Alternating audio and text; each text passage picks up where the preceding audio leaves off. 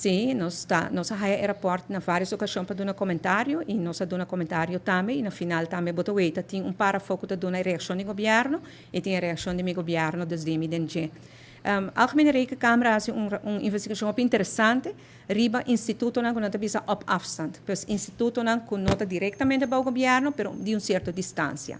Não a enfocar riba algum, pero bopo bisa que a conclusão da conta para tur. Companhia estatal, fundação que nós está papiando de preocupação com a área assinalada, preocupação com nós compartilhar. Se boa bona vai houve tempo atrás também, que nós está papiando de período bastante largo, não logra fazer ainda mais recente, na visita em Paquico, são tudo conta na anual te entregar.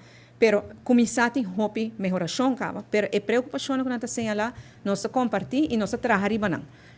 Nós de quadro de lançamento tem full trajeto andando como para melhorar a relação entre o governo e todo o instituto na aqui. Nós conseguimos decidir que para o que trata aspecto financeiro, da ministra de finanças tem autoridade.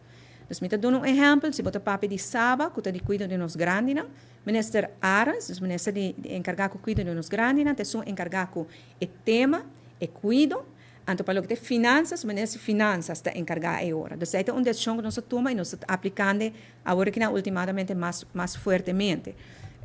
Essa aí para sobre o aspecto financeiro, talento Aruba está dando um subsídio, que está bom para ter melhor controle. Assim, não pode garantizar o melhor controle. Nós temos também esforço na Ministro Arans está sendo sobre o tema de corporate governance, que está bem com regras, essa que tem coisa que durante o meu gabinete, minha mesa com e o Ministro Arans está finalizando uma lei, manejo, tudo coisa aí para botar regras com fundação e companhia estatal, mas se trata com placa com a de pueblo, placa pública com a haia.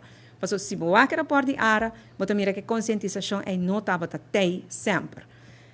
Me quero adelante, me quero concentrar no futuro e depois riba é dois trajetos na aqui, ministra Xiomara Maduro riba aspecto de lanço paquete riba parte na financeiro, controle, checks and balances para o instituto na aqui e a parte de ministra Aras com corporate governance, me asseguro que agora nós será o círculo e nós temos melhor vista.